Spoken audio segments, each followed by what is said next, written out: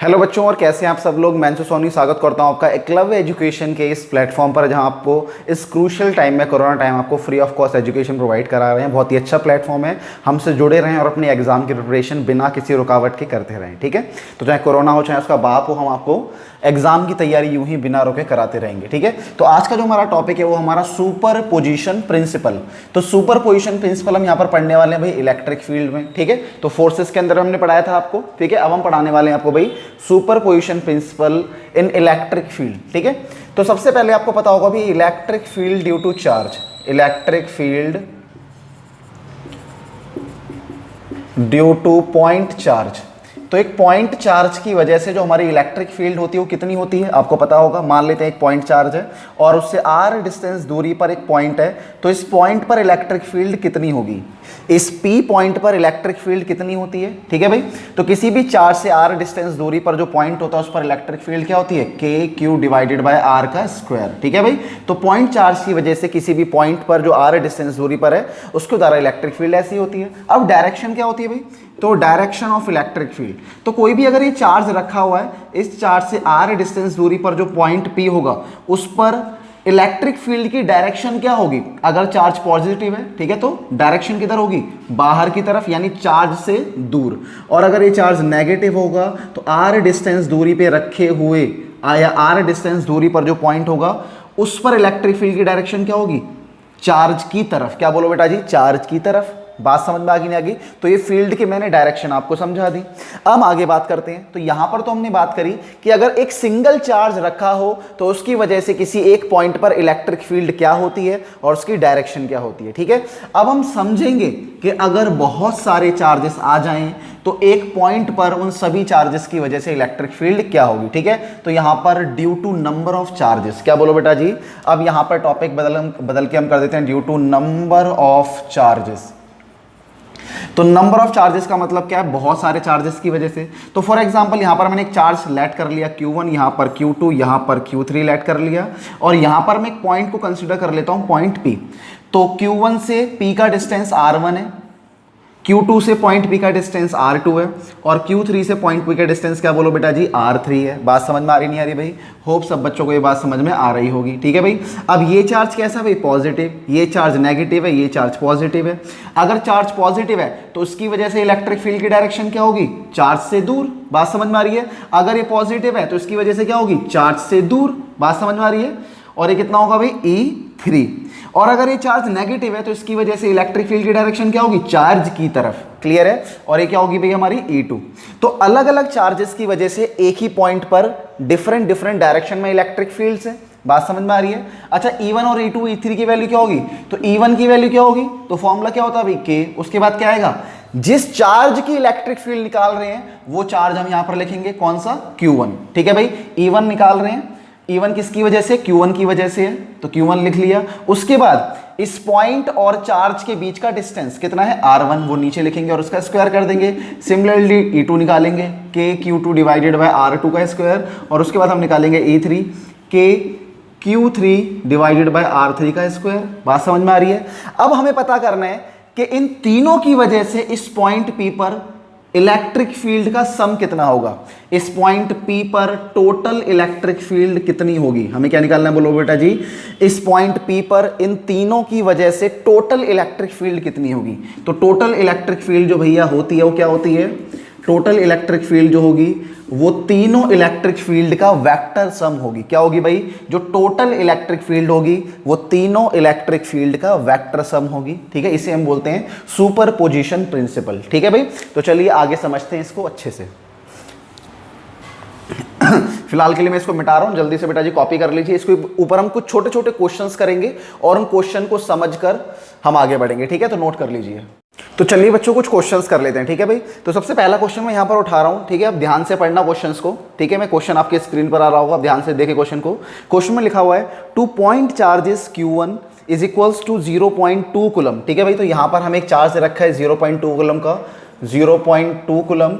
दूसरा चार्ज लिखा हुआ है भाई and Q2 is equal to 0.4 coulomb are place 0.1 metre apart, calculate the electric field at. ठीक है भाई, सबसे पहले जो बोला गया उसको मैं ड्रॉ करके यहाँ पर दिखा रहा हूँ। यहाँ पर 2 पॉइंट चार्जेस हैं, ठीक है, 0.2 और 0.4। तो एक चार्ज मैंने बना दिया भाई यहाँ पर 0.2 और दूसरा मैंने बना दिया भाई 0.4 कूलम का। दोनों ही हमारे पॉजिटिव टाइप के हैं भाई, ठीक है। अब लिखा हुआ ये दोनों क्या है भाई, 0.1 मीटर डिस्टेंस पे दूरी पर है भाई, ये दोनों चार्जेस 0.1 मीटर डिस्टेंस की दूरी पर हैं। चले भाई ये भी समझ लेते हैं। अब बोला गया भाई हमें क्या निकालना है, इलेक्ट्रिक फील्ड निकालनी है, calculate the electric field eight. अब इलेक्ट्रिक फील्ड कहाँ कहाँ पर निकालनी है, तो सबसे पहले इलेक्ट्रिक फील्ड निकालनी है mid point between the charges, यानी इन दोनों चार्जेस के बीच में जो मिड पॉइंट होगा, इस पॉइंट को फिलहाल के लिए मैं ए मान लेता हूँ, इसको मैं बी मान लेता हूँ, इनके बीच में जो मिड पॉइंट है उसको मैं सी मान लेता हूँ। ठीक है भाई, तो इस मिड पॉइंट पर इन दोनों चार्जेस की वजह से जो इलेक्ट्रिक फील्ड होगी मुझे वो निकालनी है। ठीक है, अब सिंपल सी बात है, अब इस पॉइंट पर जो इलेक्ट्रिक फील्ड होगी वो ये इसकी वजह से भी होगी और इसकी वजह से भी होगी। अच्छा, इसकी वजह से इलेक्ट्रिक फील्ड की डायरेक्शन क्या होगी, ये पॉजिटिव है, तो इसकी वजह से किधर की तरफ होगी भाई, इधर की तरफ होगी। उसको मैंने क्या लिख लिया भाई, ई बी लिख लिया, बी की वजह से है। ठीक है, सिमिलरली इसकी वजह से इस पॉइंट पर इलेक्ट्रिक फील्ड की डायरेक्शन क्या होगी, चार्ज से दूर, बिकॉज ये भी पॉजिटिव है, तो पॉजिटिव की वजह से इस पॉइंट पर किधर की तरफ होगी, इधर की तरफ होगी। ठीक है भाई, तो इसको मैंने लिख लिया भाई ई ए करके लिख लिया। बात समझ में आ गई ना आगे। तो अब हम क्या निकालेंगे भाई, तो सिंपल तरीके से हम सबसे पहले निकाल लेते हैं भाई हमारा ई ए कैसे निकाला जाएगा, पहले के लिखेंगे, फिर क्या लिखेंगे भाई, ए की वैल्यू, यानी ए पर कितना चार्ज है, तो ए पर है चार्ज भाई 0.2। ठीक है भाई, दूसरा ए और सी के बीच का डिस्टेंस, तो ए और सी यानी ए और इस पॉइंट के बीच का डिस्टेंस कितना होगा। अब अगर ये मिड पॉइंट है तो इसके बीच का डिस्टेंस 0.05 होगा। ठीक है भाई, यानी 0.1 मीटर का आधा, तो इसको लिख लेते हैं भाई 0.05 मीटर का स्क्वायर। समझ में आ गया नहीं आ गया। सिमिलरली हम निकालेंगे हमारा ई बी, तो ई बी कितना निकल कर आएगा बोलो बेटा, तो ई बी निकल कर आएगा भाई हमारा के, फिर बी पर कितना चार्ज है भाई 0.4, उसके बाद इन दोनों के बीच का डिस्टेंस कितना 0.05 का स्क्वायर। बात समझ में आ गई नहीं आ गई। अब सिंपल से तरीके से हम इसको सॉल्व कर लेते हैं। टोटल इलेक्ट्रिक फील्ड, बोलो बेटा जी, total electric field at point C, तो सी पॉइंट पर टोटल इलेक्ट्रिक फील्ड जो हम यहां पर निकालने वाले हैं, ये ए पार्ट है इसका, तो मैं ये लिख लेता हूं। ठीक है, वो कितना निकलेगा भाई, तो सिंपल निकलेगा भाई यहां पर ये दोनों की डायरेक्शन अपोजिट है और दोनों की डायरेक्शन अपोजिट है, तो हम क्या करेंगे बोलो बेटा जी, दोनों को माइनस कर देंगे। ठीक है भाई, तो किस में से किसको माइनस करें भाई, तो जो बड़ी इलेक्ट्रिक फील्ड होगी उसको छोटी इलेक्ट्रिक फील्ड में से माइनस कर देंगे। अच्छा, बड़ी इलेक्ट्रिक फील्ड कौन सी है, तो अगर मैं इन दोनों को कंपेयर करूं तो बड़ी कौन सी है, बी वाली, बिकॉज बी पर चार्ज ज्यादा है, डिस्टेंस तो दोनों का सेम है, लेकिन जिस पर चार्ज ज्यादा होगा उसकी इलेक्ट्रिक फील्ड बड़ी होगी। तो टोटल इलेक्ट्रिक फील्ड निकालने के लिए मैं क्या करूंगा, ई बी में से ये माइनस कर दूंगा। तो ई बी की वैल्यू कितनी है भाई, के 0.4 डिवाइडेड बाई 0.05 माइनस ए की वैल्यू कितनी है भाई, के 0.2 डिवाइडेड बाय 0.05। अब क्या करना है, यहाँ पर सॉल्व कर लेना है इसको। तो सॉल्व करने पर हमारे पास आ जाएगा, कॉमन ले लेते हैं, के 0.05 के स्क्वायर को हम कॉमन ले लेंगे। ठीक है भाई, तो हमारे पास जो निकल कर आएगा वो कितना आएगा भाई, 0.4 में से 0.2 को माइनस करेंगे, सॉल्व करेंगे तो 9 × 10⁻⁻9 इधर आ जाएगा, सॉरी 9 × 10⁻9 इनटू में ये कितना आ गया 0.2 और ये कितना भाई 0. कितना आ जाएगा बोलो बेटा, ये 0.0025 ये कुछ आ जाएगा। अगर मैं इस पूरे को सॉल्व करूंगा तो सॉल्व करने पर हमारे पास क्या आएगा बोलो बेटा जी, तो सॉल्व करने के बाद हमारे पास क्या आएगा बोलो बेटा, सॉल्व करने के बाद आएगा 7.2 × 10⁻11। बात समझ में आ रही है। और इलेक्ट्रिक फील्ड की तो यूनिट आपको पता होगी न्यूटन पर कूलम। ठीक है, तो यहाँ पे टोटल इलेक्ट्रिक फील्ड निकाल ली हमने सी पॉइंट पर। होप आप सब बच्चों को समझ में आया होगा। ठीक है, तो फटाफट इसको नोट कर लीजिए। इसका अगला वाला पार्ट मैं आपको पढ़ के बताता हूँ, इसके अगले वाले पार्ट में क्या लिखा हुआ है। ठीक है, नोट कर लिया बेटा जी, वेरी गुड। तो अगले वाले पार्ट में इसके क्या लिखा है बोलो बेटा जी, अगले वाले पार्ट में यहां पर लिखा हुआ है क्या, कि भाई अब इलेक्ट्रिक फील्ड हमें निकालनी है at a point on the line joining Q1 and the Q2 such that it is 0.05 metre away from the Q2 and 0.15 metre away from the Q1। ठीक है भाई, तो Q2 और Q1 क्या क्या है भाई यहाँ पर, तो Q1 था हमारा ये। ठीक है, इसको मिटा देता हूं पहले पूरी तरीके से। तो ये था हमारा भाई Q1 और ये था हमारा भाई Q2। ठीक है भाई, इस तरीके से है। अब यहाँ पर साफ साफ बोला गया भाई हमें कि ऐसे पॉइंट पर इलेक्ट्रिक फील्ड निकालनी है जो पॉइंट Q1 से 0.05 मीटर दूरी पर है। ठीक है भाई, Q1 से कितनी दूरी पर है बोलो बेटा, Q1 से 0.05 मीटर की दूरी पर है। तो ये रहा हमारा Q1। ठीक है भाई, Q1 से कितनी दूरी पर है भाई, 0.05 मीटर। ठीक है भाई, तो मैंने ये पॉइंट मान लिया। इस पॉइंट को मैं यहाँ पर C मान लेता हूँ फिलहाल। ठीक है, ये मिटा रहा हूँ। तो इस पॉइंट को मैंने यहाँ पर क्या मान लिया भाई, C मान लिया। ये इस Q1 चार्ज से 0.05 मीटर की दूरी पर है, ठीक है, समझ में आ गया। अब Q2 से कितनी दूरी पर है, Q2 से जो है 0.015, ठीक है भाई, 0.15 मीटर दूरी पर है। तो Q2 से 0.15 मीटर दूरी पर, ठीक है भाई, समझ में आ रहा है, 0.15 मीटर ये हो गया, 0.1 मीटर ये हो गया और 0.05 मीटर ये हो गया। तो टोटल डिस्टेंस कितना हो गया, 0.15 मीटर, ठीक है। क्वेश्चन को एक बार पढ़ देता हूं, समझ में आ जाएगा। तो C पॉइंट जो है Q1 से कितनी दूरी पर है, इतनी दूरी पर, और Q2 पॉइंट से कितनी दूरी पर है, इतनी दूरी पर। और साफ साफ बोला गया ये जो C पॉइंट है इन दोनों को ज्वाइन करने वाली लाइन के अलोंग ही पड़ेगा। समझ में आगे नहीं आ गया। चलो भाई इलेक्ट्रिक फील्ड निकालना हम शुरू करते हैं। तो इलेक्ट्रिक फील्ड कैसे निकालेंगे जरा सारे बच्चे ध्यान से देखते रहे भाई, ठीक है। तो सबसे पहले हम निकालेंगे भाई किस पर, सबसे पहले हम C पॉइंट पर इलेक्ट्रिक फील्ड निकालनी है। C पॉइंट पर इलेक्ट्रिक फील्ड निकालेंगे किसकी वजह से भाई, A की वजह से। फिर निकालेंगे C पॉइंट पर इलेक्ट्रिक फील्ड किसकी वजह से भाई, B पर जो चार्ज है उसकी वजह से। तो C पॉइंट पर इलेक्ट्रिक फील्ड A पर जो चार्ज है उसकी वजह से कितनी होगी, ठीक है भाई, यानी A पर जो चार्ज है उसकी वजह से कितनी होगी और B पर जो चार्ज है उसकी वजह से कितनी होगी। तो बहुत ही सिंपल, सबसे पहले क्या लिखेंगे भाई, लिखेंगे हमारा K, उसके बाद क्या आएगा C पर, हाँ A पर जो चार्ज है अब वो आएगा। तो A पर कितना चार्ज है भाई, 0.2, क्लियर है। अब क्या आएगा भाई, A और C के बीच का डिस्टेंस, तो A और C के बीच का डिस्टेंस कितना है, 0.05 का स्क्वायर। समझ में आगे नहीं आ गया। अच्छा डायरेक्शन क्या होगी, तो ये पॉजिटिव चार्ज है तो C पर इसकी डायरेक्शन कैसे होगी भाई, इधर की तरफ होगी, ठीक है भाई। तो इसको मैंने लिख लिया ECA, इधर की तरफ होगा।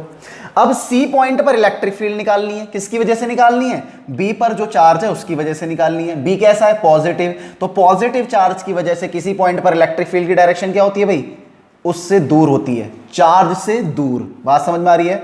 तो ECB की डायरेक्शन भी सेम है, CA की डायरेक्शन ये है और CB की डायरेक्शन भी इसी तरफ होगी, यानी यहां पर CA और CB दोनों की डायरेक्शन सेम है। A पर जो चार्ज है और B पर जो चार्ज है दोनों की वजह से C पॉइंट पर इलेक्ट्रिक फील्ड की डायरेक्शन क्या है, बोलो बेटा जी, एकदम सेम है। निकालेंगे कैसे, पहले K लिखेंगे, B पर कितना चार्ज है, 0.04, क्लियर है। उसके बाद डिस्टेंस कितना है भाई, तो C और B के बीच का डिस्टेंस, तो C और B के बीच का जो डिस्टेंस है कितना है, 0.15 मीटर, क्लियर है बेटा जी। चलिए अब करना क्या है देखते हैं, दोनों इन दोनों की डायरेक्शन सेम है या अपोजिट है। तो दोनों की डायरेक्शन सेम है इसलिए इन दोनों को हम क्या कर देंगे, डायरेक्टली ऐड कर देंगे, ठीक है भाई। तो जैसा कि मुझे पता है कि भाई direction of ECA and ECB is same, दोनों की डायरेक्शन क्या है भाई, सेम है। तो टोटल जो इलेक्ट्रिक फील्ड हम निकालेंगे C पॉइंट पर वो कितनी होगी भाई, तो total electric field C point पर जो होगी वो CA जमा में क्या होगा, बोलो बेटा जी, CB होगा। तो CA की वैल्यू कितनी है भाई, K 0.2 और यहाँ पर 0.05 मीटर का स्क्वायर, जमा में K 0.4 और यहाँ पर क्या आएगा, 0.15 मीटर का स्क्वायर। अगर इस पूरे को मैं सॉल्व करूंगा सारी वैल्यू पुट करके तो लगभग 1.25 इंटू में 10 टू द पावर प्लस का 12 न्यूटन पर कूलम आएगा, ठीक है भाई। तो सारे बच्चे सॉल्व करेंगे और देखेंगे भाई क्या आंसर उनका मैच हो रहा है या फिर नहीं हो रहा है, ठीक है। हमारा तो आंसर एकदम लगभग यही आएगा, ठीक है, आसपास ही आने वाला है इसके, ये आएगा लगभग 1.52 into 10 to the power 12 newton per coulomb, ठीक है। तो क्वेश्चन आपके समझ में आ गया होगा। मैं क्वेश्चन को मिटा रहा हूं और दूसरा क्वेश्चन करेंगे इसी के ऊपर, ठीक है। नोट कर लो बेटा जी इसको फटाफट, जल्दी से कर लिया नोट आप लोगों ने, वेरी गुड। मिटा देता हूं मैं इसको, ठीक है।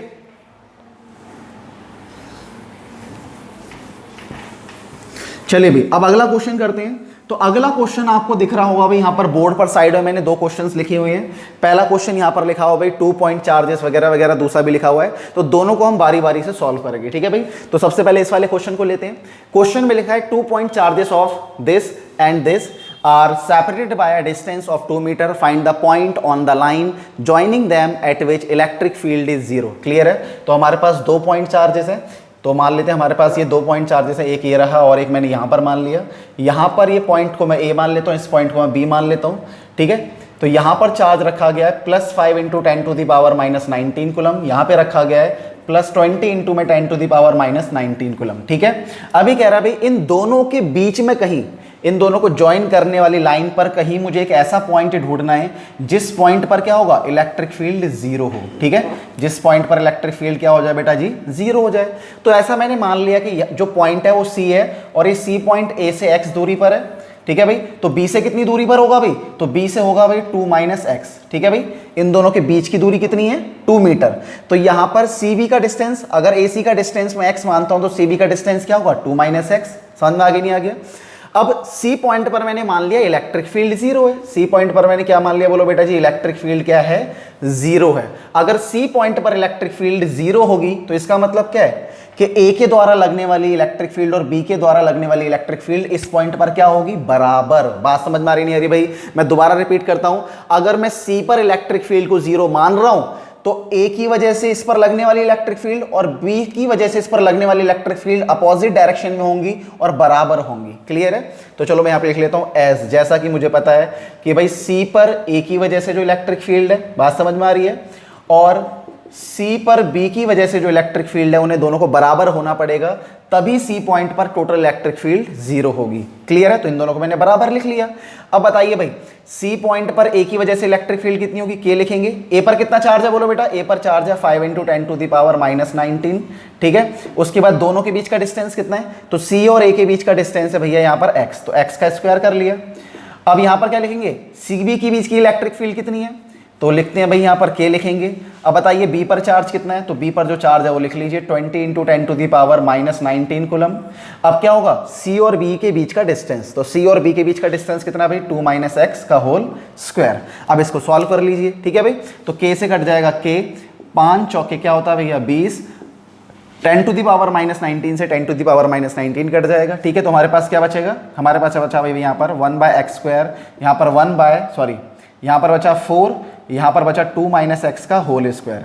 अब दोनों तरफ हम क्या कर देते हैं भाई, अंडर रूट कर लेते हैं। अगर मैं दोनों तरफ अंडर रूट कर लूंगा तो दोनों तरफ अंडर रूट करने से क्या आएगा, यहाँ पर आएगा 1/x, यहाँ पर आएगा 2/2 - x। अब इसको और सॉल्व कर लेते हैं, और सॉल्व करने पर आएगा भाई यहाँ पर कितना, कि ये आ जाएगा हमारा 2 - x और ये आ गया भाई हमारा 2x। ठीक है, तो ये बन जाएगा 2 = 3x और x बराबर हमारा आ गया कितना, बोलो बेटा जी, 2/3 मीटर।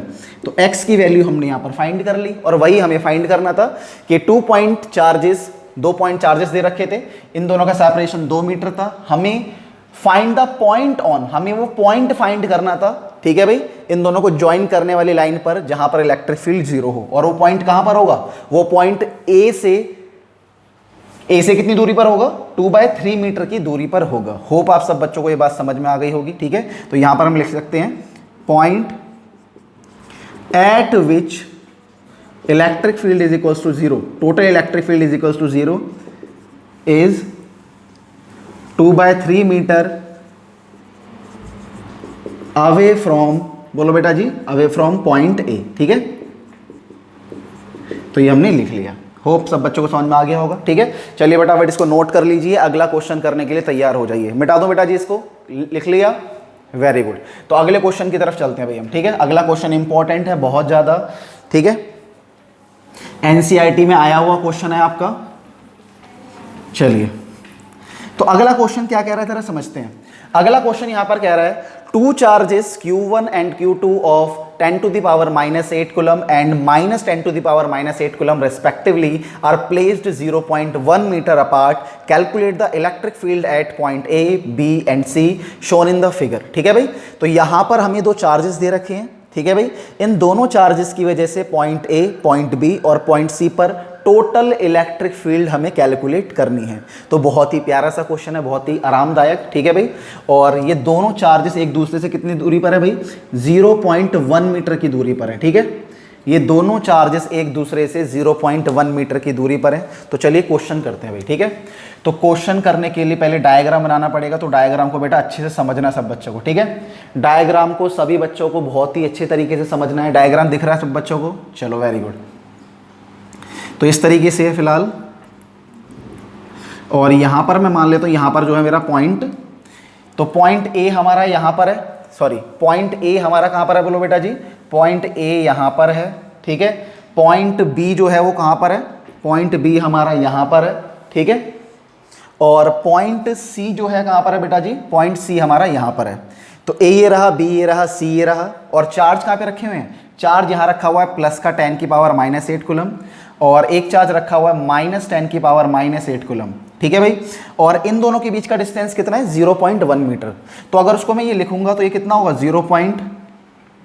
हाँ थोड़ी फिगर इनकम्प्लीट है, यहाँ पर ये डिस्टेंस 0.05 मीटर दे रखा है। ठीक है, तो ये डिस्टेंस है 0. अगर ये पूरा डिस्टेंस 0.1 मीटर है तो इसका आधा कितना होगा 0.05 मीटर, ये डिस्टेंस कितना हो जाएगा 0.05 मीटर, ये डिस्टेंस कितना हो जाएगा 0.05 मीटर। क्लियर है। और ये जो डिस्टेंस हमें दे रखा है बेटा जी, ठीक है, ये जो डिस्टेंस हम यहाँ पर लेने वाले, ये डिस्टेंस भी कितना भाई 0.1 मीटर, और ये डिस्टेंस भी 0.1 मीटर ही है। ठीक है, क्लियर है। चलो क्वेश्चन निकालने की शुरू करते हैं। सबसे पहले बेटा जी, सबसे पहले हम यहाँ पे लिखेंगे total electric field, total electric field at point, बोलो बेटा जी एट पॉइंट ए। सबसे पहले हम ए पर इलेक्ट्रिक फील्ड कैलकुलेट करेंगे टोटल। ठीक है, तो चलिए भाई शुरू कर लेते हैं। तो सबसे पहले बताओ ए पर जो इलेक्ट्रिक फील्ड होगी वो ये और ये, इन दोनों चार्जेस की वजह से होगी। अच्छा, इस चार्ज की वजह से इलेक्ट्रिक फील्ड की डायरेक्शन किधर होगी, इधर की तरफ, बिकॉज ये पॉजिटिव है, तो चार्ज से दूर, चार्ज से दूर। तो यहां पर हम लिख लेंगे भाई ए पर इलेक्ट्रिक फील्ड किसकी वजह से, इस वाले चार्ज की वजह से। ठीक है भाई, समझ में आगे नहीं आ गया। अब दूसरा भाई, इसको हम क्या लिख सकते हैं, इसको जो मर्जी आपको लिख लो भाई। ठीक है, इन दोनों पॉइंट को मैं नाम देता हूं एम, और इसको नाम दे देता हूं भाई मैं एन। ठीक है, तो ए पर इलेक्ट्रिक फील्ड एम की वजह से। अब ये नेगेटिव है, और अगर ये नेगेटिव है तो इसकी वजह से इलेक्ट्रिक फील्ड क्या होगी, अगर ये नेगेटिव है तो इसकी वजह से भी इस पॉइंट पर इलेक्ट्रिक फील्ड की डायरेक्शन क्या होगी, इसी की तरफ। नेगेटिव चार्ज की वजह से किसी भी पॉइंट पर इलेक्ट्रिक फील्ड की डायरेक्शन क्या होती है, उसी चार्ज की तरफ होती है। तो यहां पर ए पॉइंट पर एन पे रखे हुए चार्ज की वजह से इलेक्ट्रिक फील्ड क्या होगी, सेम डायरेक्शन में। ठीक है, तो टोटल इलेक्ट्रिक फील्ड निकालने का जो हमारा फॉर्मूला हो जाएगा वो क्या हो जाएगा भाई, अब हमें पता है कि ये दोनों सेम डायरेक्शन में हैं, तो ए पॉइंट पर जो टोटल इलेक्ट्रिक फील्ड होगी वो क्या होगी, इन दोनों के सम के बराबर होगी। तो ए एन जमा में कितना आ जाएगा, बोलो बेटा जी प्लस ए एम। तो यहां पर ए एन कितना है बोलो बेटा, अब ए एन की वैल्यू क्या होगी, तो ए एन की वैल्यू होगी के, उसके बाद ए पर कितना, हाँ एन पर कितना चार्ज है, तो एन पर हमारा जो चार्ज है कितना है बोलो बेटा जी, माइनस का 10 माइनस 8। लेकिन ध्यान रखना भाई, जहां यहां पर जो हम चार्ज की वैल्यू पुट करते हैं वो कैसी होनी चाहिए, यहां पर जो हम चार्ज की वैल्यू पुट करते हैं वो चार्ज का मैग्नीट्यूड होता है। तो मैग्नीट्यूड नेगेटिव चार्ज का भी पॉजिटिव लिया जाएगा। क्लियर है। नीचे क्या आएगा, ए और एन के बीच का डिस्टेंस, तो ए और एन के बीच का डिस्टेंस कितना भाई 0.05 मीटर। क्लियर है, इसका स्क्वायर जमा में, उसके बाद क्या आएगा ई एम, तो ई एम कैसे निकालेंगे, के लिखेंगे। उसके बाद क्या आएगा भाई, एम पर कितना चार्ज है, तो एम पर चार्ज है हमारा भाई 10 की पावर -8 कूलम। उसके बाद नीचे इन दोनों के बीच का डिस्टेंस, ए और एम के बीच का डिस्टेंस, तो ए और एम के बीच का डिस्टेंस कितना है 0.05 मीटर का स्क्वायर। ठीक है भाई, अब इसको सॉल्व कर लेते हैं। तो सॉल्व करने के लिए क्या होगा भाई, तो सिंपल सी बात है, ये दोनों एक जैसे हैं, अगर दोनों एक जैसे तो इसको हम लिख सकते हैं 2 इंटू में k 10⁻18, हाँ -8 और यहाँ पर 0.05 का स्क्वायर। ठीक है, सॉल्व करेंगे कितना आएगा, 2 इंटू में k की वैल्यू 9 × 10⁻9 इंटू में 10 की पावर -8 लिख लेंगे। यहाँ पर आ जाएगा भाई हमारा 0.0025। ठीक है, सॉल्व करेंगे तो 10 की पावर -8 से -9 जाएगा, तो यहाँ पर प्लस का 1 बचेगा। 2 को 8 से मल्टीप्लाई करेंगे तो यहाँ पर 18 आ जाएगा, और यहाँ पर इंटू में 10 की पावर 1 बच जाएगा, और यहाँ पर आ गया भाई 0.0025। ठीक है, फाइनल आंसर अगर हम निकालेंगे तो फाइनल आंसर हमारा निकल कर, तो भाई जो फाइनल आंसर निकल कर आएगा वो आएगा 7.2 इंटू में 10 टू दी पावर कितना बोलो बेटा जी, इंटू में 10 टू दी पावर हमारा कितना निकल कर आया 4। ठीक है, तो 7.2 इंटू में 10 to the power 4 Newton per coulomb जो हमारा इसमें आंसर निकल कर आएगा। बहुत ही सिंपल सा क्वेश्चन था। ठीक है, अब हमें क्या करना क्या है भाई, फटाफट इसको नोट कर लो या फिर इसका स्क्रीनशॉट ले लो, जो भी करना है वो कर लो बेटा जी। ठीक है, तो चलो भाई अगले क्वेश्चन की तरफ चलते हैं। अगला क्वेश्चन नहीं मतलब अब हम निकालेंगे total electric field at point B. ठीक है, मिटा दूं इसको, चलिए भाई इसको मिटा रहा हूं बेटा मैं। तो बताओ भाई बी पर सभी बच्चे कॉपी और पेन लेकर बैठे होंगे, उम्मीद है भाई इंटेलिजेंट बच्चे हैं सारे हमारे ग्रुप के, तो भाई जल्दी जल्दी कॉपी और पेन लेकर बैठे रहे यहाँ पर। तो बी पॉइंट पर इलेक्ट्रिक फील्ड क्या होगी भाई। ठीक है, तो बी पॉइंट पर कैसे निकालेंगे, बी पॉइंट कहाँ है सबसे पहले ये बताओ भाई। तो बी पॉइंट ये रहा, इस पॉइंट पर इलेक्ट्रिक फील्ड कितनी होगी भाई। तो इस पॉइंट पर इलेक्ट्रिक फील्ड निकालने के लिए हम करेंगे क्या, सबसे पहले देखते हैं एम पर जो चार्ज है उसकी वजह से बी पॉइंट पर इलेक्ट्रिक फील्ड किधर की तरफ होगी, इधर की तरफ, क्योंकि चार्ज पॉजिटिव है। तो पॉजिटिव चार्ज की वजह से किसी भी पॉइंट पर इलेक्ट्रिक फील्ड क्या होती है, उस चार्ज से दूर। तो उसको हम लिखेंगे भाई इलेक्ट्रिक फील्ड किस पर, बी पॉइंट पर, किसकी वजह से, एम पर जो चार्ज है उसकी वजह से। किस डायरेक्शन में, इस डायरेक्शन। अभी क्या, अभी ये चार्ज यहाँ पर नेगेटिव है। ठीक है भाई, इस चार्ज की वजह से इस पॉइंट पर इलेक्ट्रिक फील्ड क्या होगी भाई, सबसे पहले किस डायरेक्शन में होगी, चार्ज कैसा है नेगेटिव, तो उसी चार्ज की तरफ होगी। बात समझ में आ रही, क्या होती किधर होगी बोलो बेटा जी, उसी चार्ज की तरफ होगी। ठीक है, अच्छा तो यहाँ पर लिखेंगे क्या, इस इलेक्ट्रिक फील्ड को किस पॉइंट पर निकाल रहे हैं, बी पॉइंट पर। किस चार्ज की वजह से भाई, एन पर जो चार्ज है उसकी वजह से। तो यहाँ पर हम देख पा रहे हैं बी पॉइंट पर जो इलेक्ट्रिक फील्ड है इस और इस चार्ज की वजह से अपोजिट डायरेक्शन में है, और अगर ये अपोजिट डायरेक्शन में है तो बी पॉइंट पर जो टोटल इलेक्ट्रिक फील्ड निकाली जाएगी वो इन दोनों क्या होगी, वो इन दोनों का डिफरेंस होगी भाई, ठीक है।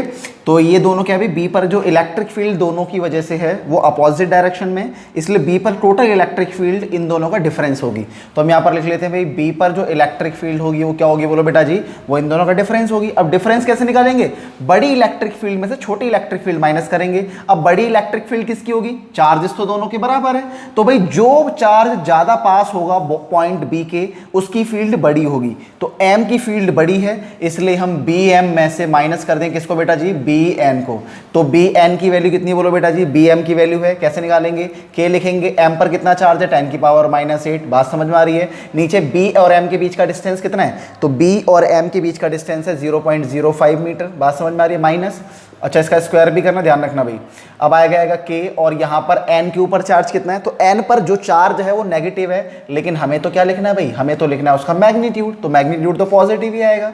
अच्छा अब बी और एन के बीच का डिस्टेंस कितना है, तो बी और एन के बीच का जो डिस्टेंस है वो कितना भाई, 0.05 प्लस 0.05 प्लस 0.05 यानी 0.15 का स्क्वायर, क्लियर है। अगर इस पूरे को मैं सॉल्व करूंगा तो सॉल्व करने पर, के की वैल्यू पुट करने पर, कॉमन लेने पर लगभग जो आंसर निकल कर आएगा वो निकल कर आएगा 3.2 इंटू में 10⁴, ठीक है, न्यूटन पर कूलम, ठीक है।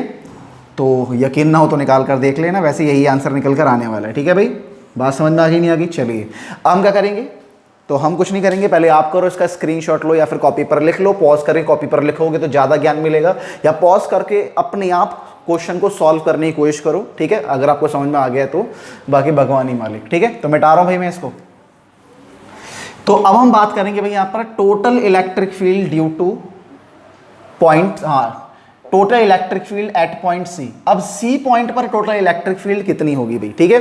तो सी पॉइंट पर टोटल इलेक्ट्रिक फील्ड निकालने के लिए बोलो बेटा जी हमें क्या करना होगा, वही सिंपल बात, सी पर इलेक्ट्रिक फील्ड किस किस की वजह से भाई, इसकी वजह से होगी, और किसकी वजह से होगी, इसकी वजह से, एम पे रखे हुए चार्ज की वजह से और एन पर रखे हुए चार्ज की वजह से। तो एम पर जो चार्ज रखा हुआ है वो कितना है, प्लस, ठीक है, तो उसकी वजह से इलेक्ट्रिक फील्ड कैसी होगी, एकदम इनको ज्वाइन करने वाली लाइन के अलोंग, ठीक है भाई, और चार्ज से दूर, ठीक है भाई, किधर की तरफ होगी, चार्ज से दूर होगी। तो सी पॉइंट पर इलेक्ट्रिक फील्ड है किसकी वजह से, एम पॉइंट की वजह से, किस डायरेक्शन में, इस डायरेक्शन में, समझ में आगे नहीं आ गया। सिमिलरली एन पॉइंट की वजह से, एन पॉइंट पर जो चार्ज है उसकी वजह से इलेक्ट्रिक फील्ड की डायरेक्शन क्या होगी, तो चार्ज नेगेटिव है तो चार्ज की तरफ ही इलेक्ट्रिक फील्ड होगी। अगर चार्ज नेगेटिव है तो इलेक्ट्रिक फील्ड किधर की तरफ होगी, चार्ज की तरफ। इलेक्ट्रिक फील्ड को लिखेंगे क्या भाई, किस पॉइंट पर निकाल रहे हैं, सी पॉइंट पर। किस पॉइंट पर इलेक्ट्रिक फील्ड निकाल रहे हैं, बोलो बेटा, सी पॉइंट पर, किसकी वजह से भाई, एन पर जो चार्ज रखा हुआ है उसकी वजह से, ठीक है। तो इलेक्ट्रिक फील्ड की डायरेक्शन मैंने ड्रॉ कर दी है। अब इनके बीच का एंगल कितना बनेगा, अगर ये एंगल 60 डिग्री का है, क्योंकि ये ट्रायंगल इक्विलैटरल है, तो भाई ये वाला एंगल और ये वाला एंगल क्या है भाई, लीनियर पेयर है। तो अगर ये 60 है तो ये कितना होगा भाई, 120। लीनियर पेयर वो एंगल्स होते हैं जिनका सम कितना होता है, 180, जो एक ही लाइन पर बने होते हैं, ठीक है। तो ये 60 है तो 120 हो जाएगा, ठीक है भाई। अच्छा अब हम क्या निकालने वाले हैं भाई, CM और CN निकालने वाले हैं। बात समझ में आ गई नहीं आ गई, तो चलिए भाई निकाल कर देख लेते हैं भाई। तो इलेक्ट्रिक फील्ड CM पर कितनी होगी, तो CM पर जो इलेक्ट्रिक फील्ड हम निकालने वाले, कैसे निकालेंगे, सबसे पहले लिखेंगे भाई K, फिर M पर कितना चार्ज है वो लिखेंगे, M पर कितना चार्ज है 10 की पावर -8, फिर C और M के बीच का डिस्टेंस कितना है, तो C और M के बीच का डिस्टेंस कितना, बोलो बेटा, C और M के बीच का जो डिस्टेंस है वो है हमारा 0.1 मीटर का स्क्वायर, 0.1 मीटर, ठीक है भाई। अब हम निकालेंगे क्या भाई, अब हम निकालेंगे हमारा CN। अब CN निकालेंगे तो CN कैसे निकालेंगे भाई, तो सबसे पहले लिखेंगे भाई K, N पर कितना चार्ज है 10 की पावर -8, ठीक है भाई।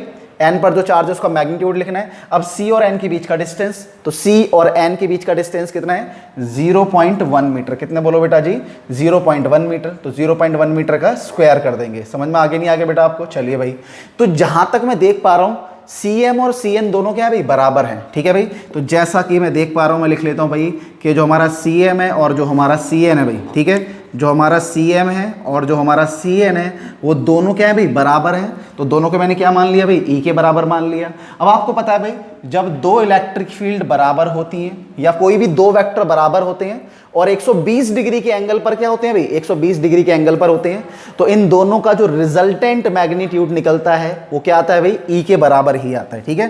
तो यहां पर मैं निकालने वाला हूं रिजल्टेंट और टोटल, रिजल्टेंट बोले हैं टोटल बोले, ठीक है भाई, रिजल्टेंट और total of ECM and ECN, ठीक है भाई। तो निकालेंगे तो कैसे आएगा, तो फॉर्मूला आपको पता ही है भाई, C पर टोटल निकालने का जो फॉर्मूला बनेगा वो क्या बनेगा भाई, E का स्क्वायर जमा में 2E का 2E.E और यहाँ पर इन दोनों के बीच का एंगल कितना 120 डिग्री, ठीक है भाई। 11th क्लास में जाकर देखिए और फॉर्मूले को वहाँ पर पढ़ लीजिए, ठीक है भाई। तो E square, E number ECM का स्क्वायर, ECN का स्क्वायर, 2 ECN ECM, ठीक है, ये दोनों बराबर है इसलिए हर जगह मैंने E लिख दिया है, ठीक है। तो अगर वैल्यू पुट करूंगा ये दोनों क्या हो जाएंगे भाई, 2E का स्क्वायर हो जाएंगे, जमा में ये क्या हो जाएगा 2E का स्क्वायर, cos 120 कितना होता है -1/2, 2 से 2 काट देंगे तो यहाँ पर क्या बन जाएगा -E स्क्वायर। अगर मैं इसको सॉल्व करूंगा तो मेरे पास आएगा भाई E का स्क्वायर, 2E स्क्वायर में से E स्क्वायर जाएगा, ये माइनस है ना भाई तो ये नेगेटिव हो जाएगा, तो 2E स्क्वायर में से E स्क्वायर जाएगा तो E स्क्वायर बचेगा और आंसर कितना निकल कर आएगा भाई, E आंसर जो है इसका निकल कर आ जाएगा। बात समझ में आ गई नहीं आ गई, चलिए भाई अगर इसको मैं थोड़ा और सॉल्व करूं, आंसर क्या निकल कर आ गया भाई, तो C पॉइंट पर जो इलेक्ट्रिक फील्ड है वो कितनी निकल कर आई है भाई, E के बराबर ही निकल कर आई है। तो C पॉइंट की जो इलेक्ट्रिक फील्ड होगी उसको सॉल्व करेंगे तो कितना निकल कर आएगा भाई, बताइए जल्दी से फटाफट। तो C पॉइंट की जो इलेक्ट्रिक फील्ड है अगर उसको मैं सॉल्व करूंगा तो ये आएगा K 10 की पावर -8, ठीक है। आप देख पा रहे हैं E बराबर ECM है और ECM क्या है भाई, K 10 की पावर -8 और 0.1 का स्क्वायर, ठीक है। तो इसको सॉल्व कर लीजिए, K की वैल्यू पुट कर देना 9 × 10⁹, तो आंसर जो निकल कर आएगा वो आपका कितना निकल कर आ जाएगा, बोलो बेटा जी। जो आंसर निकल कर आएगा वो 9 × 10⁻³ निकल कर आ जाएगा। तो EC आ गया भाई 9 × 10⁻3, ठीक है भाई। न्यूटन पर कूलम यूनिट लिखना मत भूलना, आधा नंबर कट जाएगा बोर्ड वाले बच्चों का, ठीक है। और जो हमारा EC है उसकी डायरेक्शन क्या होगी, तो EC यानी इन दोनों का रिजल्टेंट, तो इन दोनों के रिजल्टेंट की डायरेक्शन ठीक इन दोनों के बीच में होगी। बात समझ में आ रही है, ठीक इन दोनों के बीच में होगी, यानी हम लिख सकते हैं इसकी डायरेक्शन हो क्या भाई, अलोंग या फिर पैरेलल टू बोल सकते हैं भाई। पैरेलल किसके पैरेलल है, चलो मैं बोल ही देता हूं, ठीक है भाई। किसके पैरेलल होगा बोलो बेटा, तो इसकी जो डायरेक्शन है वो किसके पैरेलल है, MN के पैरेलल है। किसके पैरेलल, MN के पैरेलल है और MN की डायरेक्शन में है। समझ में आगे नहीं आ गया, तो ये क्वेश्चन हमारे हो गए। चलिए भाई अगले टॉपिक की तरफ चलते हैं। तो बच्चों अभी थोड़ी देर पहले हमने पढ़ा क्या भाई, किसी एक पॉइंट चार्ज की वजह से किसी पॉइंट पर इलेक्ट्रिक फील्ड क्या होगी। फिर पढ़ा हमने बहुत सारे चार्जेस की वजह से किसी पॉइंट पर टोटल इलेक्ट्रिक फील्ड कितनी होगी, जिसके लिए हमने सुपरपोजिशन प्रिंसिपल का सहारा लिया। उसके बाद हम बात करने वाले हैं, अब ना ही हम पॉइंट चार्ज की बात करेंगे ना ही बहुत सारे पॉइंट चार्जेस की बात करेंगे, क्योंकि चार्ज कभी भी एक पॉइंट की फॉर्म में तो होगा नहीं, क्योंकि बहुत छोटा होता है, या फिर बहुत सारे पॉइंट चार्ज भी नहीं होंगे। तो चार्जेस कैसे होंगे, कॉन्टिन्यूस, लाखों और करोड़ों की फॉर्म में यहाँ पर चार्जेस बिछे होंगे, बल्कि उससे भी ज़्यादा। तो ऐसे चार्जेस को हम क्या बोलेंगे, कॉन्टिन्यूस चार्ज। क्या बेटा, कॉन्टिन्यूस चार्ज। अभी जो कॉन्टिन्यूस चार्ज है वो किसी लाइन पर भी फैला हो सकता है, किसी सरफेस पर फैला हो सकता है, या किसी वॉल्यूम के अंदर भरा हुआ हो सकता है। तो इस कॉन्टिन्यूस चार्ज की वजह से टोटल इलेक्ट्रिक फील्ड क्या होती है जरा ध्यान देते हैं, ठीक है भाई। तो कॉन्टिन्यूस चार्ज की सबसे पहले तो हम क्या निकालेंगे भैया, डेंसिटी निकालेंगे, बिकॉज ये चार्ज इतने बड़े वॉल्यूम, इतनी बड़ी लाइन या इतने बड़े सरफेस से फैले होंगे कि इसको काउंट करना बड़ा मुश्किल हो जाता है। इसलिए हम क्या करते हैं, छोटे से एरिया या छोटी सी लाइन या छोटे से वॉल्यूम की डेंसिटी निकाल लेते हैं कि आखिर में चार्ज की डेंसिटी है क्या। अभी चार्ज डेंसिटी होती क्या है, इसको हम लिख सकते हैं भाई कॉन्टिन्यूस चार्ज डेंसिटी। क्या बोल सकते हैं, बोलो बेटा जी इसको हम कॉन्टिन्यूस चार्ज डेंसिटी, ठीक है भाई। अब कॉन्टिन्यूस चार्ज डेंसिटी तीन तरह की होगी। अगर चार्ज लाइन की फॉर्म में फैला हुआ है, ठीक है भाई, अगर चार्ज किसी लेंथ पर फैला हुआ है तो उस पर जब हम डेंसिटी निकालते हैं चार्ज की तो क्या बोलते हैं, लीनियर चार्ज डेंसिटी। क्या बोलते हैं, लीनियर चार्ज डेंसिटी। अगर वही चार्ज किसी सरफेस पर फैला हुआ है, ठीक है, यानी किसी एरिया पर फैला हुआ है, तो उसको हम क्या बोलेंगे भाई, एरिया चार्ज डेंसिटी या सरफेस चार्ज डेंसिटी। क्या बोलो बेटा जी, सरफेस चार्ज डेंसिटी बोलेंगे, ठीक है भाई। और सिमिलरली अगर ये चार्ज किसी वॉल्यूम के अंदर भरा हुआ है तो उसको हम बोलते हैं वॉल्यूम चार्ज डेंसिटी। क्या बोलते हैं, बोलो बेटा, वॉल्यूम चार्ज डेंसिटी, ठीक है भाई। समझ में आ रहा होगा आप सब बच्चों को। लीनियर चार्ज डेंसिटी को लैम्डा से रिप्रेजेंट करते हैं, सरफेस चार्ज डेंसिटी को सिग्मा से, और वॉल्यूम चार्ज डेंसिटी को रॉ से रिप्रेजेंट करते हैं, ठीक है। अब डेंसिटी निकालने का फॉर्मूला क्या होता है, जैसे नॉर्मल मास की डेंसिटी कैसे निकालते हैं, total mass by total volume, वैसे लीनियर चार्ज डेंसिटी कैसे निकालते हैं, टोटल मास या टोटल चार्ज डिवाइडेड बाय क्या करेंगे भाई, टोटल लेंथ। बात समझ में आ रही है, टोटल चार्ज को टोटल लेंथ से हम क्या कर देंगे, डिवाइड कर देंगे। तो सिंपल सा फॉर्मूला है भाई, यहाँ पर लैम्डा निकालने का, टोटल चार्ज को टोटल लेंथ से डिवाइड कर दो। तो चार्ज लंबाई पर कुछ इस तरीके से फैला होगा, हम ऐसा मान लेते हैं, ठीक है भाई। अब इसकी लेंथ अगर बहुत बड़ी हुई, अगर ये इनफाइनाइटली बड़ा हुआ, तो चार्ज तो यूनिफॉर्मली फैला हुआ है, हर जगह बराबर है, तो क्यों ना मैं यहाँ पर एक छोटी सी लेंथ कंसिडर कर लूँ। तो छोटी सी लेंथ कंसिडर कर ली dx, या उसको आप dl भी लिख सकते हो, d कुछ भी लिख सकते हो, बात समझ में, dx dl ds जो आपका दिल करे, ठीक है। तो फिलहाल मैं dx या dl का यूज़ करूँगा, ठीक है। और इस छोटे से इलाके में जो चार्ज है कितना भाई, dq है। तो भाई इससे भी अगर मैं डेंसिटी निकालूंगा तो सही निकल कर आएगी, ठीक है। तो इतने से इलाके में, इतनी लेंथ में इतना चार्ज है, तो डेंसिटी इससे भी एकदम सही निकल कर आएगी। बात समझ में आ गई नहीं आ गई? तो डेंसिटी आप चाहें total charge by total length निकालो, या छोटा सा चार्ज बाय, मतलब छोटी सी लेंथ को, छोटी सी लेंथ लो और उसी में छोटा सा चार्ज ले लो, तो दोनों तरीके से निकाल सकते हैं, ठीक है भाई। अब इसका यूज़ क्या करते हैं भाई? तो इसका यूज़ हम करते हैं कि भाई लैम्डा लिया, अगर मेरे पास लीनियर चार्ज डेंसिटी है और मुझे पता करना है कि इतनी लेंथ के अंदर टोटल चार्ज कितना है, तो मैं क्या करूंगा, अगर मुझे लीनियर चार्ज डेंसिटी पता है, ठीक है भाई, तो मैं क्या करूंगा, अब मुझे पता करना है कि 5 मीटर लंबे तार पर टोटल कितना चार्ज होगा, तो मैं 5 मीटर को लीनियर चार्ज डेंसिटी से मल्टीप्लाई करूंगा, तो 5 मीटर के अंदर कितना चार्ज है मुझे पता लग जाएगा। या मुझे पता करना है 2 किलोमीटर लंबे तार में कितना चार्ज है, ठीक है। तो लीनियर चार्ज डेंसिटी लूंगा, उसको 2 किलोमीटर से मल्टीप्लाई कर दूंगा लेंथ से, तो मुझे पता लग जाएगा 2 किलोमीटर में टोटल कितना चार्ज है। तो लीनियर चार्ज डेंसिटी इसलिए हमारे लिए बहुत ही इंपॉर्टेंट है। लीनियर चार्ज डेंसिटी क्या, सारी चार्ज डेंसिटी हमारे लिए बहुत ही इंपॉर्टेंट है, ठीक है। सेम चीज यहाँ पर, इसको भी कैसे निकालेंगे, तो यहाँ पे टोटल चार्ज, अब सरफेस चार्ज डेंसिटी है तो नीचे क्या आ जाएगा भाई, टोटल एरिया आ जाएगा, ठीक है भाई। तो एरिया हम ऐसा मान लेते हैं भाई कि ये हमारे पास एक एरिया है, उस पर चार्ज फैला हुआ है, ये पॉजिटिव नेगेटिव दोनों तरह का हो सकता है, मैं पॉजिटिव बना रहा हूँ, ठीक है भाई। तो फिलहाल मैं एक छोटा सा एरिया यहाँ पर कंसिडर कर लेता हूँ dA। इस dA एरिया के अंदर छोटा सा चार्ज dq होगा, तो सिग्मा को हम ऐसे भी लिख सकते हैं dq बाय dA करके। समझ में आगे नहीं आ गया? तो अगर मैं सिग्मा को किसी भी एरिया से मल्टीप्लाई करूं तो मुझे उस एरिया के अंदर मौजूद कितना चार्ज है वो पता लग जाएगा। अगर 2 मीटर स्क्वायर एरिया के अंदर चार्ज निकालना है तो 2 मीटर स्क्वायर से मल्टीप्लाई कर दो। 5 मीटर स्क्वायर के अंदर कितना चार्ज है ये पता करना है तो 5 मीटर स्क्वायर को सरफेस चार्ज डेंसिटी से मल्टीप्लाई कर दो, ठीक है भाई। समझ में आ रहा है नहीं आ रहा भाई सब बच्चों को? क्लियरली समझ में आ रहा होगा, ठीक है भाई। चलिए आगे चलते हैं फटाफट से। अगला क्या है भाई हमारा, वॉल्यूम चार्ज डेंसिटी। तो वॉल्यूम चार्ज डेंसिटी किससे रिप्रेजेंट करेंगे, रॉ से। इसमें भी सेम, टोटल चार्ज को टोटल वॉल्यूम से मल्टीप्लाई कर दो, ठीक है भाई, सॉरी डिवाइड कर दो। अब यहाँ पर हमारे पास कोई वॉल्यूम होगा तो वॉल्यूम को मैं ऐसे मान लेता हूँ, इस वॉल्यूम के अंदर चार्ज भरा हुआ होगा, ठीक है भाई। इस वॉल्यूम के अंदर चार्ज यहाँ पर भरा होगा, ठीक है। जब हमें 1D डायमेंशन, जब हमें 1D फिगर्स का क्या निकालना होता है, इलेक्ट्रिक फील्ड निकालना होता है, तो लीनियर चार्ज डेंसिटी का यूज करते हैं। जब 2D फिगर्स का क्या निकालना होता है, 2D फिगर्स का अगर हमें इलेक्ट्रिक फील्ड निकालना हो 2D फिगर्स की वजह से तो अब इसका यूज करेंगे, और 3D फिगर्स की वजह से अगर इलेक्ट्रिक फील्ड निकालनी हो तो हम इसका यूज करते हैं, ठीक है भाई। चलिए तो यहाँ पे रॉ बराबर, अगर इसके अंदर मैं एक छोटा सा वॉल्यूम कंसिडर कर लूँ तो छोटा सा वॉल्यूम dV है और इसके अंदर चार्ज कितना है, dQ है। तो भाई अगर मैं इस चार्ज को इस dV से डिवाइड करूँगा तब भी मेरे पास वॉल्यूम चार्ज डेंसिटी निकल कर आएगी।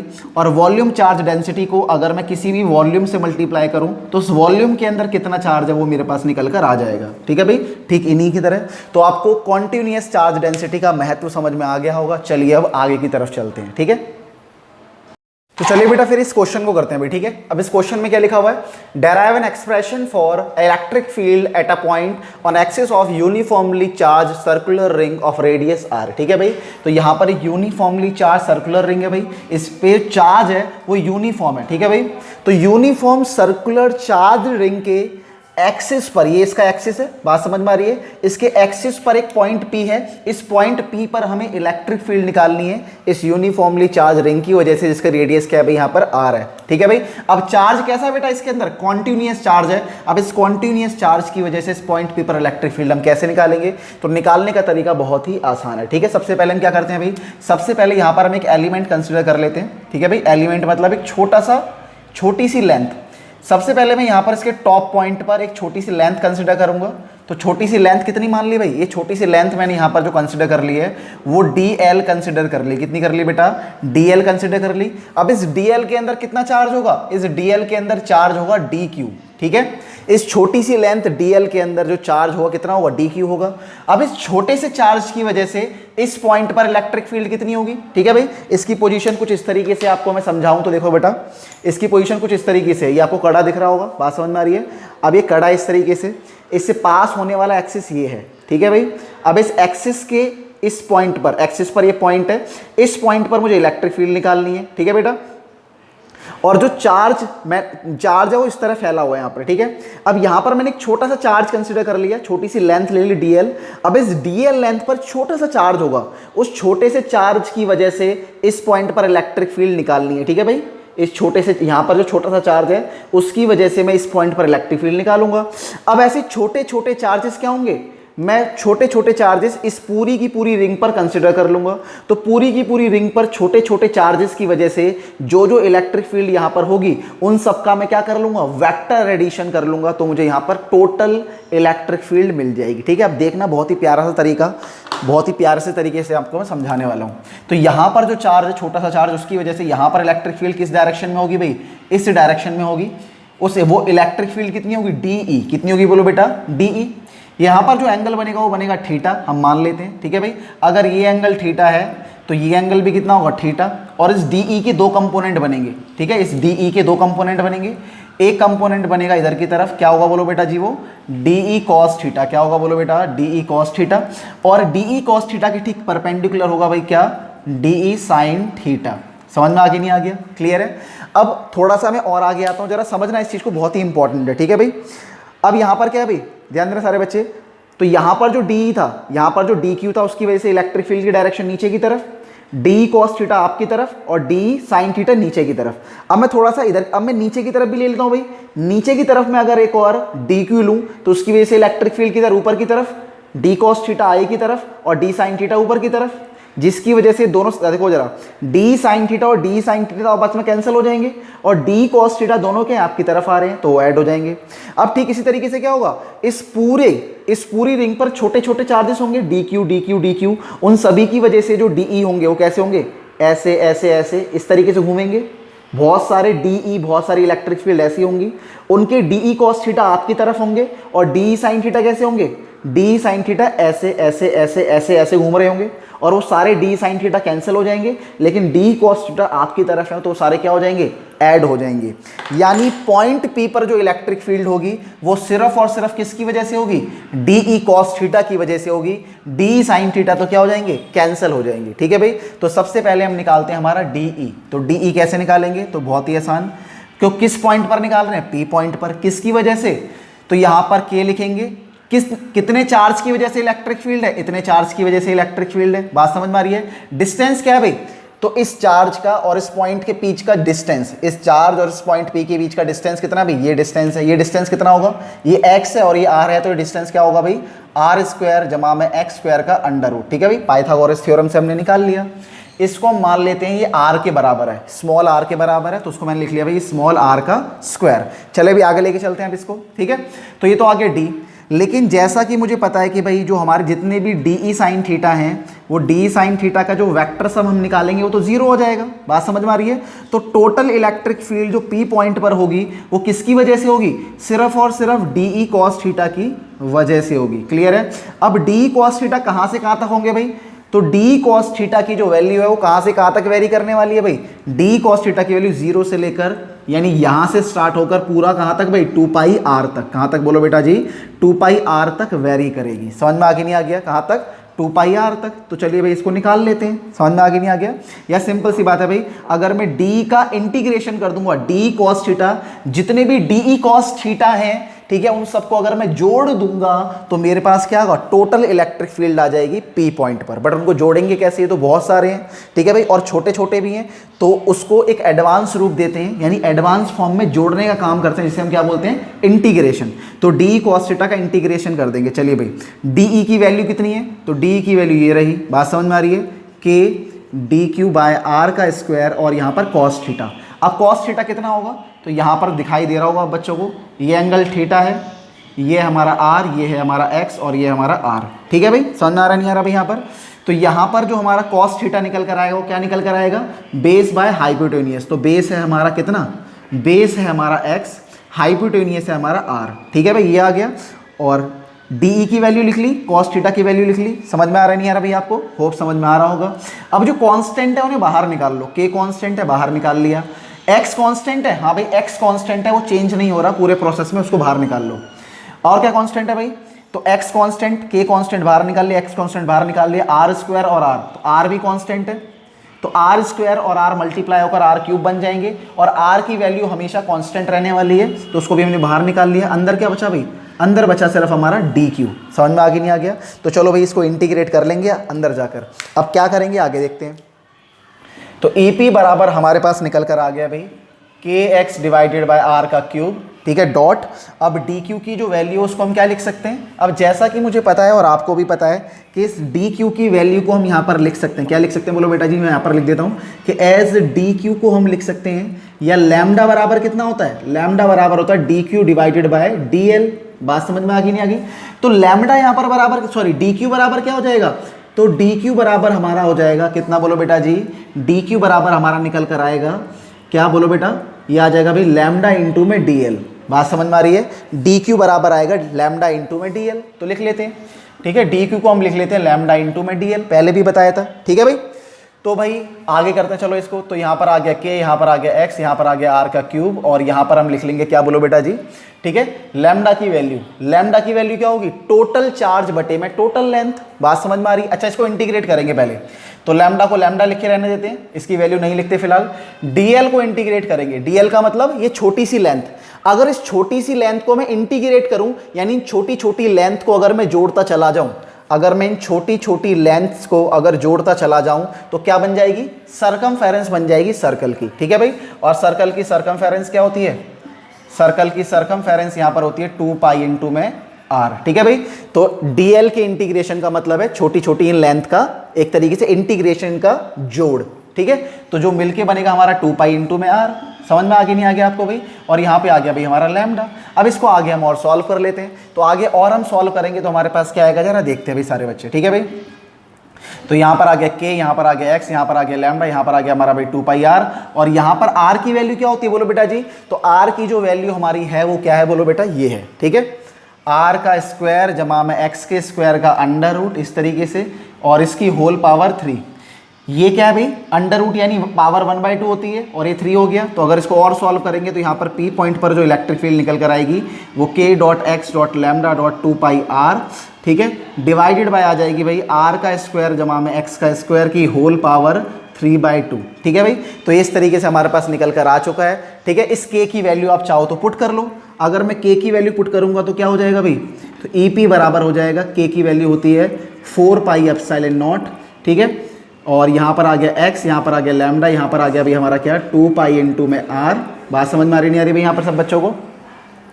और यहाँ पर आ जाएगा भाई हमारा r स्क्वायर जमा में x स्क्वायर डिवाइड की होल पावर 3/2। अब इसको और सॉल्व करना चाहे तो आप और भी सॉल्व कर सकते हैं, मर्जी आपकी। 2 पाई से 4 पाई काट दो, एप्सिलॉन वगैरह वगैरह आपकी मर्जी, काटोगे तो कुछ गलत मतलब इक्वेशन वही बनेगी, मर्जी है, ठीक है भाई। और क्या कर सकते हैं, इसको हम लैम्डा की वैल्यू पुट कर सकते हैं। अगर लैम्डा की वैल्यू मैं पुट करता हूं total charge on ring divided by total length of the ring, ठीक है, टोटल चार्ज इतना है, टोटल लेंथ इतनी है मान लेते हैं। तो यहां पर क्या आएगा भाई? P पॉइंट पर जो इलेक्ट्रिक फील्ड होगी होगी भाई k, ठीक है, फिर आएगा भाई हमारा x, फिर आएगी लैम्डा की वैल्यू क्या है भाई हमारी? q बाय 2 पाई r। उसके बाद क्या आएगा बोलो बेटा जी? उसके बाद 2 पाई r आ जाएगा, तो 2 पाई r से 2 पाई r कट जाएगा, ठीक है। डिवाइड में आ गया भाई हमारा r का स्क्वायर जमा में बोलो बेटा x का स्क्वायर की होल पावर 3/2। तो फाइनली जो सॉल्व करके हम निकालेंगे वो क्या निकालेंगे?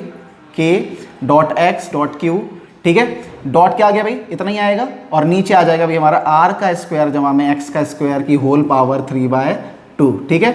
अगर मैं इसकी स्पेशल केस बनाऊं, यहां पर क्या हो गई भाई? इक्वेशन एंड हो गई।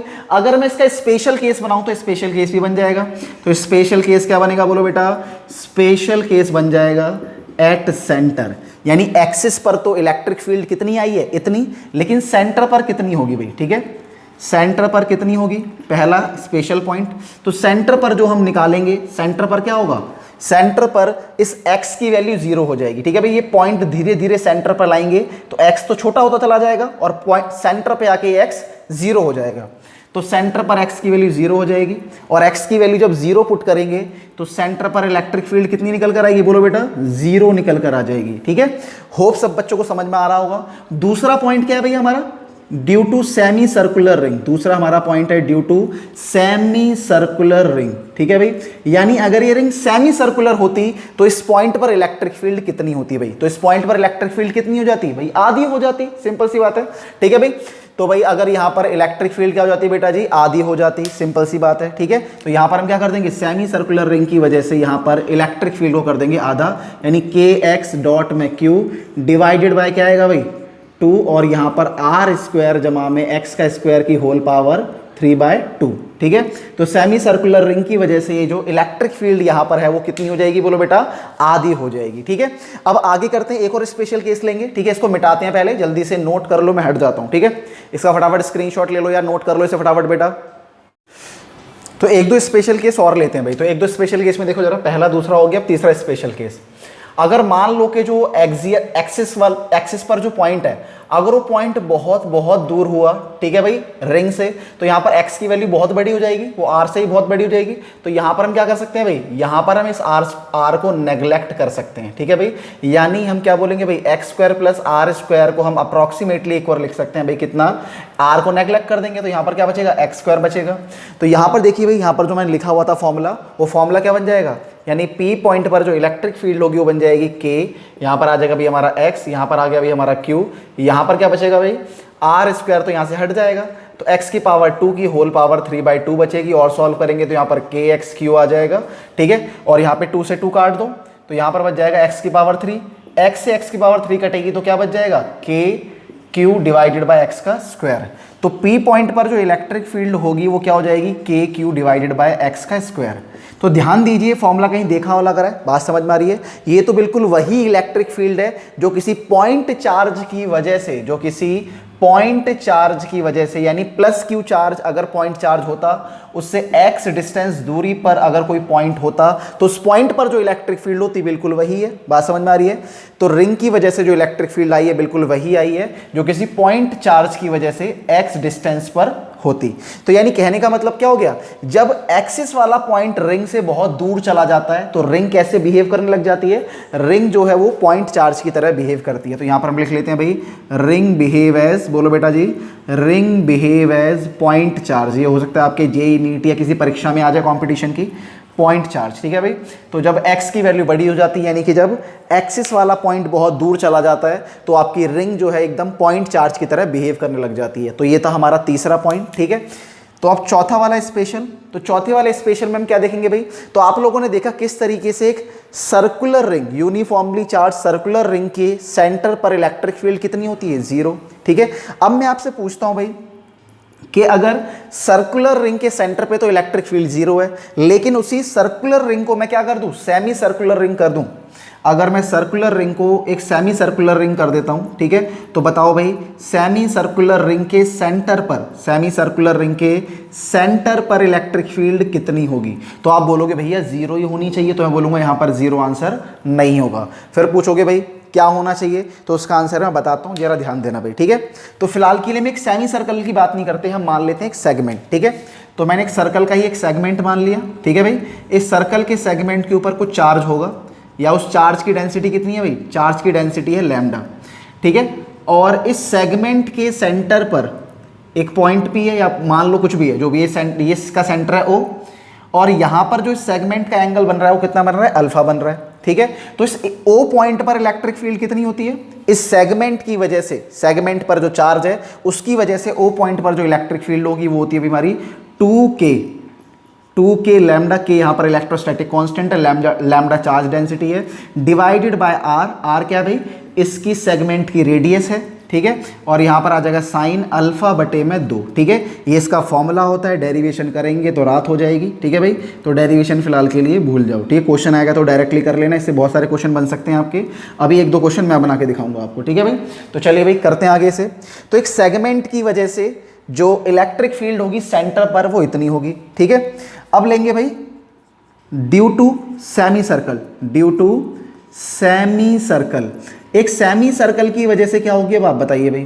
तो सेमी सर्कल के लिए अल्फा की वैल्यू क्या होगी, अगर एक सेमी सर्कल बन जाए तो एक सेमी सर्कल, बोलो बेटा, एक सेमी सर्कल की वजह से अल्फा की वैल्यू कितनी हो जाएगी, अल्फा की वैल्यू हो गई 180, ठीक है। तो सेमी सर्कल के लिए यहाँ पर अल्फा की वैल्यू 180 हो जाएगी। तो अल्फा बाय 2 क्या होगा, तो अल्फा बाय 2 हो जाएगा हमारा 90 डिग्री। ठीक है, चलो उठा के पुट करते हैं इसको। तो सेमी सर्कल पर यहाँ पर हर तरफ एक जैसा चार्ज है, पॉजिटिव। ठीक है, तो यहाँ पर लिखेंगे EO सेमी सर्कल की वजह से। फिर लिखेंगे भाई हमारा 2k lambda divided by r। यहाँ पे लिखेंगे भाई हमारा साइन अल्फा कितना भाई 180/2। यहाँ पर आंसर आ जाएगा 90 और साइन 90 कितना होता है 1। तो भाई semi circle uniformly charge semi circular ring के सेंटर पर जो इलेक्ट्रिक फील्ड होगी वो होगी 2k lambda divided by r। ठीक है भाई, ये हमारा फॉर्मूला बन गया। होप बच्चों को समझ में आ गया होगा। ठीक है भाई, अब चलो हम बात कर लेते हैं भाई यहाँ पर अगले वाले पॉइंट की, छठा।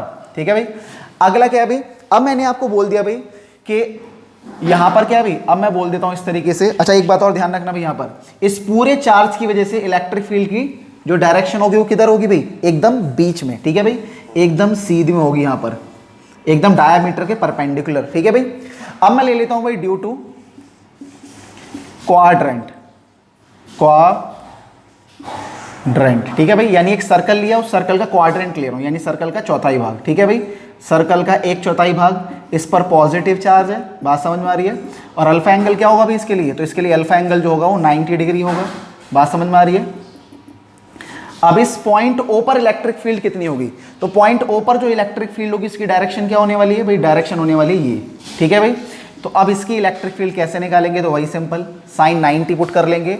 आंसर निकल कर आएगा, बोलो बेटा कितना निकल कर आएगा, आंसर निकल कर आएगा 2k lambda divided by r। और यहाँ पर आएगा भी हमारा sine alpha by 2, alpha by 2 मतलब 90/2 यानी 45।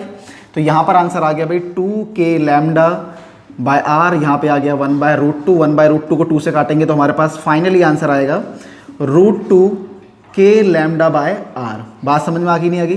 तो क्वाड्रेंट की वजह से जो हम इलेक्ट्रिक फील्ड निकालेंगे भैया वो इतनी निकल कर आएगी। ठीक है भाई, अब एक और आंसर है। ठीक है, अब ये आपको करना है। ठीक है, तो यहां पर क्या भाई, अब मैं क्या ले रहा हूं, अब मैं एक सेमी सर्कल ले रहा हूं, अब मैं एक सेमी सर्कल ले रहा हूं। बट क्या भाई इस सेमी सर्कल, ये नॉर्मल सेमी सर्कल नहीं, ध्यान रखना, इस सेमी सर्कल में 2 क्वाड्रेंट है। ठीक है भाई, एक क्वाड्रेंट तो हमारा पॉजिटिवली चार्ज है और दूसरा क्वाड्रेंट क्या भाई हमारा नेगेटिवली चार्ज है। यहां पर 2 क्वाड्रेंट है, दोनों आधा पॉजिटिव चार्ज है ये सेमी सर्कल, आधा नेगेटिव चार्ज है। अब बताओ इसके सेंटर पर इलेक्ट्रिक फील्ड कितनी होगी भाई। ठीक है, तो सिंपल सी बात है, आधे क्वाड्रेंट पॉजिटिव है इसलिए उसकी इलेक्ट्रिक फील्ड किस डायरेक्शन में होगी भाई, इस डायरेक्शन में होगी। ठीक है भाई, अब आधा क्वाड्रेंट नेगेटिव चार्ज है, तो नेगेटिव चार्ज की वजह से इलेक्ट्रिक फील्ड क्या होती है भाई, अंदर की तरफ। ठीक है भाई, तो आधे क्वाड्रेंट की वजह से इलेक्ट्रिक फील्ड की डायरेक्शन क्या होगी भाई, ये हो जाएगी। बात समझ में आ गई नहीं आएगी भाई, होप समझ में आ रही होगी। ठीक है, अब ध्यान देना भाई, ये दोनों इलेक्ट्रिक फील्ड एक दूसरे के हैं भाई, ये दोनों इलेक्ट्रिक फील्ड एक दूसरे के परपेंडिकुलर है। ये दोनों ही इलेक्ट्रिक फील्ड एक दूसरे के परपेंडिकुलर है। तो जब 2 परपेंडिकुलर वेक्टर हमारे पास आ जाए तो उनका रिजल्टेंट कैसे निकालते हैं, इन दोनों का टोटल कैसे निकालेंगे भाई, तो इन दोनों का जो टोटल हमारा निकलेगा वो कैसा निकलेगा, बोलो बेटा टोटल निकालते हैं भाई, e का स्क्वायर जमा में e का स्क्वायर, उसका अंडर रूट कर देंगे, ये निकल कर आएगा √2e। तो √2 हमारे पास आ गया। अब e की वैल्यू क्या है भाई यहाँ पर, तो भाई एक क्वाड्रेंट की वजह से, एक क्वाड्रेंट की वजह से जो इलेक्ट्रिक फील्ड होती है वो कितनी होती है, ये होती है। तो इसकी वैल्यू पुट कर लो √2k लैम्डा बाय r। तो हमारा जो आंसर निकल कर आया है वो कितना निकल कर आएगा, बोलो बेटा, तो आंसर जो निकल कर आएगा वो निकल कर आएगा ET is equals to 2k lambda by r। आप चाहो तो इसको और भी सॉल्व कर सकते हो। अच्छा, इसमें एक चीज मैंने आपको बताई नहीं, यहाँ पर जो हमारी चार्ज डेंसिटी हम निकालते हैं, ठीक है, यहाँ पर जो हम चार्ज डेंसिटी निकालते हैं वो चार्ज डेंसिटी का फॉर्मूला क्या होता है। ठीक है, चार्ज डेंसिटी का फॉर्मूला मैं आपको यहाँ पर लिख के दिखाता हूँ। आप जब भी चार्ज डेंसिटी निकालें, ठीक है भाई, इस वाले केस में जहां पर हमने एक क्या लिया है, एक सेगमेंट लिया है सर्कल का, तो सर्कल के सेगमेंट वाले केस में जो हमारी लैम्डा हम निकालेंगे, ठीक है भाई, लैम्डा निकालने का तरीका क्या होता है भाई, टोटल जो भी चार्ज है उसको लो। ठीक है, नीचे क्या लिखेंगे भाई r, और यहाँ पर क्या लिखेंगे बोलो बेटा जी, अल्फा लिखेंगे। ठीक है, क्या लिखेंगे बोलो बेटा जी, r और अल्फा। अल्फा यहाँ पर वही एंगल है। ठीक है भाई, तो इस तरीके से और सॉल्व करके आप निकाल सकते हैं, और भी बहुत अच्छे अच्छे क्वेश्चंस हम आगे करेंगे। ठीक है, उसके लिए हमारे अगली वीडियो आपको देखनी पड़ेगी। तो इस वीडियो में अगर समझ में आया तो वीडियो को लाइक कीजिए, कमेंट में लिखकर जरूर बताइए कि आपके समझ में आया, कितने समझ में आया, या क्या और टॉपिक पर वीडियो देखना चाहते हैं। ठीक है, आज के लिए इतना ही, थैंक यू।